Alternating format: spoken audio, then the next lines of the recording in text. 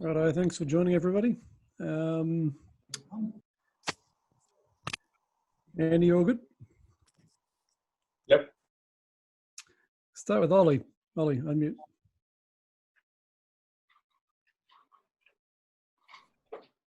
Hi, Andy. Hard lines today. One positive to take from that was Curtis Camp for 50 on debut and a wicket as well. If you could just sum up his performance for me. Yeah, I thought it was, very impressive for a guy to come in and not even, he's not even played a game in the country in Ireland, and to come in and, as a 21-year-old put in a performance like that. Albeit it was sort of an old school knock, but it was something exactly that we needed. We needed someone to occupy the crease and adapt to conditions, which as top 5 batters we weren't able to do. So it was as good a debut as I've seen in an Irish shirt in the last number of years, and it's a huge positive to take. He's only 21, and hopefully he can get better from today. And yeah, you mentioned there the top 5 didn't quite fire. David Wiley was quite devastating up top. Your thoughts on him and how he played? Yeah, he bowled pretty well, but I think the frustrating thing from us is we kind of knew what to expect in his threats. We knew where he was effective, and we weren't managed to negate that. And that's the disappointing thing, is we had plans in place, but whether it was just kind of first game back, wanting to feel bad on ball, it was just a frustrating start. I didn't, the wicket was slow enough, but I thought it certainly wasn't a 20 odd for 5. That's the disappointing thing from today, is certainly with the bat. If you're going to compete with a team like England, 170 just isn't enough. Yeah, and you said they're defending 170. I mean, you came out early and took wickets. I mean, that must have been pleasing for you. Yeah, it was, having lost Barry in the first over. We knew that if we bowled well, that we could get a sniff. This England team obviously enjoy playing their shots, and they can be devastating on their day. But if we can bowl our line and length and be as disciplined as possible, that's how we stay in the game. So to get them 70 odd, 60 odd for 4, certainly we were in the game for a brief period, but I think maybe we just let them away with it a bit. Whether that was a bowl or less, I'm not too sure, but it can give us a bit of optimism going into the Saturday game. But it's a quick turnaround, so we've got to make sure that we're fresh and ready to go. And just one last one from me. How is Barry? Yeah, I actually haven't caught up with him since I've come off the pitch. I've come straight down and done media, so it doesn't look too good. It happened to him after the very first ball. He came up and said so that's a shame. New leader of this attack. He's bowled brilliantly when he's been given the new ball, so that's a big loss. We'll have to see how he is. I'm sure you've got the doctor and physio looking after him, so not too bad. Thank you. Ian. You just broke up there, Andy. Barry's injury, the first ball you said, was it? His knee went? Yeah, I'm pretty sure it was the first ball. He kind of limped after the second ball as well, but he came over to me and said something's not right there. So that's such a shame, because he was bowling so well in the lead up and in nets. So that's certainly a concern, but we'll have to get the official line, I suppose, and wait and see. You went into the match with your batting in form and you're worrying about your bowling, but it almost turned out to be the reverse, didn't it? Yeah, exactly that. It's a disappointing way we started our innings, certainly. Garrett started quite well, but for myself and Sterlo to kind of not really maybe assess the wickets as well as we should have, assess the wicket as well as we should have, is disappointing from our end. And just the top 5 is 20 for 5 against the World Cup champions is to come back from that, it will take a huge ask. I thought we did pretty well to get to 170 in the end, but certainly with that start, we're not going to be competing with that sort of a start. And a big call to leave out Boyd. Yeah, look, Boyd, he hasn't been maybe firing as well as we wanted to with the ball in the lead up, and Youngie had been bowling quite well. We wanted to give Boyd the Lions game just to see how he was travelling, but Craig's been bowling really well in nets, and all the seamers have been bowling really well. All the guys have been training well, so it wasn't actually an easy squad to pick, but we just kind of had to go with what we thought. I thought Youngie bowled pretty well today. He got a couple of wickets. He does do that. He does take wickets. But look, Boyd's still a big part of this team and will be down the line. So there are going to be tight calls along the way. You described Camphor as a bowling all-rounder, but he's a pretty useful bat as well. Yeah, he is.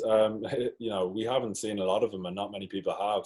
We just know that he's got an incredible work ethic, and he's desperate to get out in the field for Ireland. And that's the sort of cricketer we want in this team. You throw him the ball and you ask him to do something, he'll do it. And he's very clear on what he wants to do, and he's only 21. You've seen a lot of cricket, Ian, and that's as impressive as an ODI debut as I've seen in an Irish shirt. So the future looks good for him, but it's only a start, and he's got to kind of continue with that along the line. Yeah, only Joyce has scored more on his first appearance for Ireland in recent years. that was 60. And he's good. There you go. Thanks. Any other questions?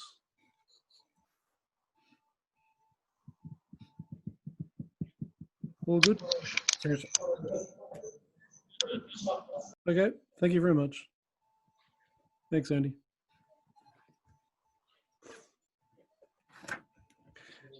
Stay on. I think Henry will be back with David Wiley.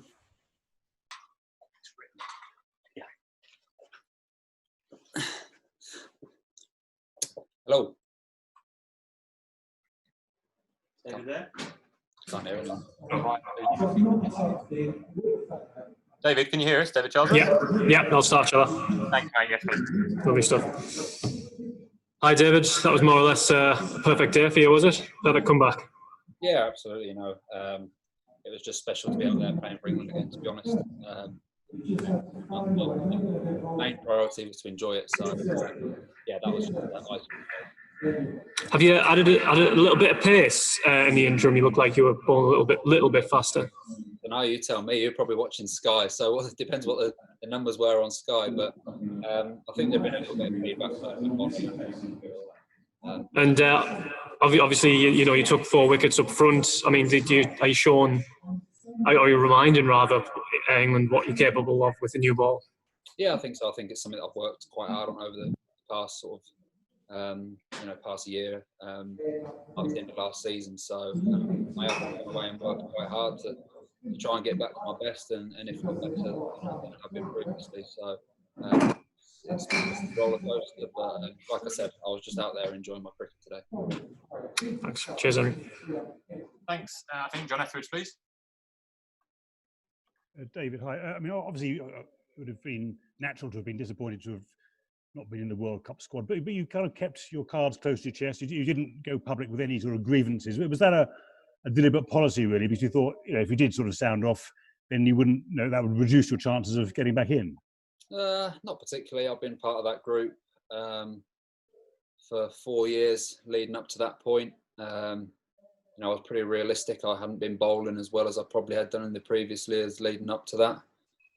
And we knew someone was going to miss out. So it was going to be disappointing for whoever that may be. And I know I was probably one of the guys that was in contention of missing out. So that's part and parcel of sport. There's tough decisions that have to be made, and ultimately we're on the receiving end of it. But it didn't being left out didn't mean the guys that I'd spent all the time with leading up to that, I didn't want them to do well. So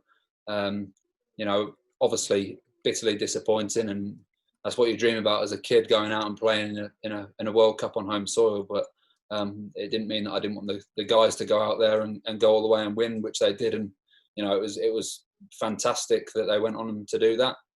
I'm still disappointed I wasn't part of that, but obviously it was brilliant for them and English cricket. Thanks, cheers. Mike Waters.